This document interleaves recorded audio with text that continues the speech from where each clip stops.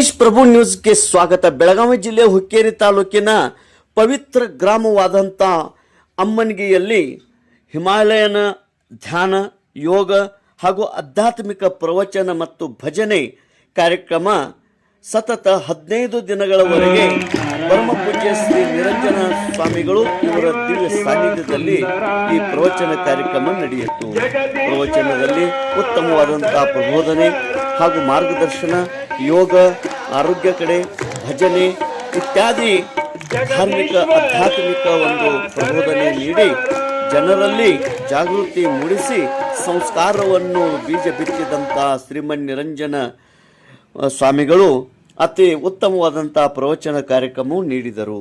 ಇಂದು ಕೊನೆಯ ದಿನ ಮುಕ್ತಾಯ ಸಮಾರಂಭ ಅತಿ ಭಕ್ತಿಮಯ ಮತ್ತು ಶ್ರದ್ಧೆಯ ವಾತಾವರಣದಲ್ಲಿ ಜರುಗಿತ್ತು. ಇಂದು ವಿಶೇಷವಾಗಿ ಆಗಮಿಸಿದಂತಹ ಶ್ರೀ ಶರಣ ಬಸವದೇವರು ಚರಂತೇಶ್ವರ ಮಠ ಬೆಳಗಿ ಸ್ವಾಮಿಗಳು ಆಗಮಿಸಿ ಆಶೀರ್ವಚನ ಕೂಡ ಅವರು ನೀಡಿದರು. ದಾನಿಗಳಿಗೆ ಹಾಗೂ ವಿಶೇಷ ಸಹಾಯ ಸಹಕಾರ ನೀಡಿದಂತಹ ಶರಣು ಶರಣಿಯರಿಗೆ ಸತ್ಕರಿಸಿ ಗೌರವಿಸಲಾಯಿತು. ದಿನನಿತ್ಯವೂ ಮಹಾಪ್ರಸಾದ, ಯೋಗ, ಪ್ರವಚನ, ಭಜನೆ, ಲಿಂಗ ಪೂಜೆಯ ವಿಧಿವಿಧಾನ ಹಾಗೂ ಅನೇಕ ಧಾರ್ಮಿಕ ಮಾರ್ಗದರ್ಶನ ನೀಡಿದ್ದಾರೆ. ಪರಮ ಪೂಜ್ಯ ಶ್ರೀ ನಿರಂಜನ ಸ್ವಾಮಿಗಳು ಮತ್ತೆ ಮತ್ತೆ ಅಮ್ಮನಿಗೆ ಬರಬೇಕು ಎಂದು ಗ್ರಾಮಸ್ಥರು, ಭಕ್ತಾದಿಗಳು ಹಾಗೂ ಶರಣ ಶರಣಿಯರು ಮನವಿ ಮಾಡಿಕೊಂಡಿದ್ದಾರೆ.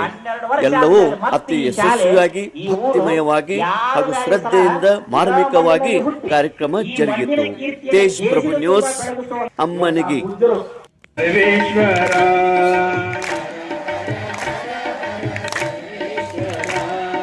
ಶಿವ ಶಿವ ಶಿವ ಶಿವ ಸರ್ವೇಶ್ವರ, ಶಿವ ಶಿವ ಶಿವ ಸರ್ವೇಶ್ವರ, ಸುಂದರಾನನ ಸುಂದರಾನನ,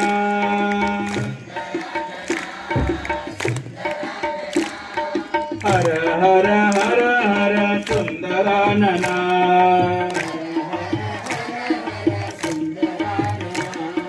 ಓಂ ನಮಃ ಶಿವಾಯ, ಓಂ ನಮಃ ಶಿವಾಯ, ಶಿವಾಯ ಓಂ ನಮಃ ಶಿವಾಯ, ಓಂ ನಮಃ ಶಿವಾಯ, ಓಂ ನಮಃ ಶಿವಾಯ, ಓಂ ನಮಃ ಶಿವಾಯ, ಹರ ಹರ ಓಂ ನಮಃ ಶಿವಾಯ, ಶಿವ ಶಿವ ಶಿವ ಶಿವ ಓಂ ನಮಃ ಶಿವಾಯ. ನೀವು ಬಡವರು ಇರಬಹುದು, ಶ್ರೀಮಂತರು ಇರಬಹುದು, ನೀವು ಯಾರಿದ್ರೂ ಕೂಡ ಪರಮಾನಂದವನ್ನ ಹೊಂದುತ್ತೀರಾ, ಇದರ ಯಾವುದೇ ಸಂಶಯವಿಲ್ಲ. ಆದ್ರೆ ಪ್ರತಿ ದಿವಸ ಮಾಡ್ಬೇಕಷ್ಟೇ. ಈಗೇನು ನಾವು ಮಾಡಿದೇವಲ್ಲ, ಪ್ರತಿ ದಿವಸ ಏನು, ಪ್ರತಿ ದಿವಸ ಬೇಗ ಮಲಗು, ಬೇಗ ಏಳು. ಪ್ರತಿ ದಿವಸ ಇದು. ಇವಾಗ ಸಂಡೇ ಅದ, 9 ಗಂಟೆಗೆ ಹೇಳ್ತೀನಿ, ನಡೆಯಂಗಿಲ್ಲ. ಸಂಡೇ ಇರಲಿ, ಮಂಡೇ ಇರಲಿ, ಯಾವುದೇ ಇದ್ರೂ ಕೂಡ ಬೆಳಗ್ಗೆ ಬ್ರಹ್ಮ ಮುಹೂರ್ತದಲ್ಲಿ ಹೇಳಬೇಕು. ಹೊತ್ತು ಹೋಗದ ಮುನ್ನ, ಸೂರ್ಯ ಉದಯ ಆಗೋದಕ್ಕಿಂತ ಮುಂಚೆ ಹೇಳಬೇಕು. ಸೂರ್ಯನ ಜೊತೆಗೆ ಯಾರು ಹೇಳ್ತಾರ ಅವ ಜೀವನದಾಗ ಯಶಸ್ವಿ ಆಗುತ್ತಾನ.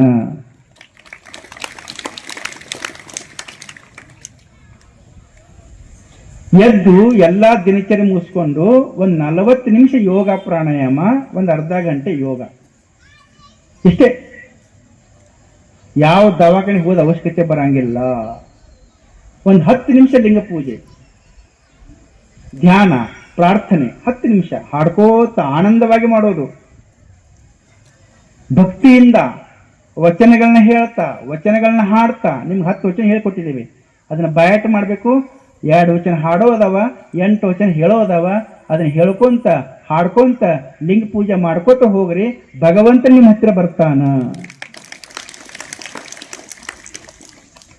ಆಮೇಲೆ ಸತ್ಯ ಶುದ್ಧ ಕಾಯಕ, ಯಾವುದೇ ಕೆಲಸ ಮಾಡ್ರಿ ಅದನ್ನ ಖುಷಿಯಿಂದ ಮಾಡೋದು, ಆನಂದದಿಂದ ಮಾಡೋದು. ಅದಕ್ಕೆ ಕಾಯಕ ಅಂತ ಕರೆದ್ರು. ಕಾಯಕವೇ ಕೈಲಾಸ. ಆಮೇಲೆ ಸ್ವಲ್ಪ ದಾಸೋಹ, ಸ್ವಲ್ಪ ಹಂಚೋದು. ನಿಮ್ಮ ಹತ್ತಿರ ಏನದ ಅದನ್ನ ಹಂಚೋದು. ಅನ್ನವನಿಕ್ಕಿದರೆ ಪುಣ್ಯಬಹುದು, ಚನ್ನಬಸವಣ್ಣ ಹೇಳ್ತಾರೆ. ಅನ್ನದಾನ ಮಾಡಿ, ವಸ್ತ್ರದಾನ ಮಾಡಿ. ನಿಮ್ಮ ಹತ್ತಿರ ಏನು ಯಾವ ಸಂಪತ್ತದ, ಜ್ಞಾನ ಇತ್ತು, ಜ್ಞಾನವನ್ನು ದಾನ ಮಾಡಿ. ಎಷ್ಟು ನೀವು ಹಂಚ್ತೀರಿ ಅಷ್ಟು ಹೆಚ್ಚಾಕೋತ ಹೋಗ್ತದಂತ ಚನ್ನಬಸವಣ್ಣವರು ಹೇಳ್ತಾರ. ಆಮೇಲೆ ಸಾಯಂಕಾಲ ಸತ್ಸಂಗ. ಸತ್ಸಂಗದಲ್ಲಿ 3 ಪ್ರಕಾರ ಅಂತ ಹೇಳಿದ್ದೇವೆ. ಮೊದಲನೇ ಪ್ರಕಾರ ಯಾವುದು? ಮಹಾತ್ಮರ ಸಂಘ, ಶರಣರ ಸಂಘ. ಎರಡನೇದು ಯಾವ ಸಂಘ ಹೇಳ್ರಪ್ಪ, ನೀವು ಹೇಳ್ರಿ. ಮುಂದೆ ಹೊಂಟಾರ ಅಂತ ಗುರುಗಳು ಬರ್ತಾರಂತ ತಿಳ್ಕೊಂಡು ಅರ್ಧ ಕಿಲೋಮೀಟರ್ ರಂಗೋಲಿ ಹಾಕ್ಬೇಕಂತ ಹಾಕೋತ ಮುಂದೆ ಹೊಂಟಾಳ.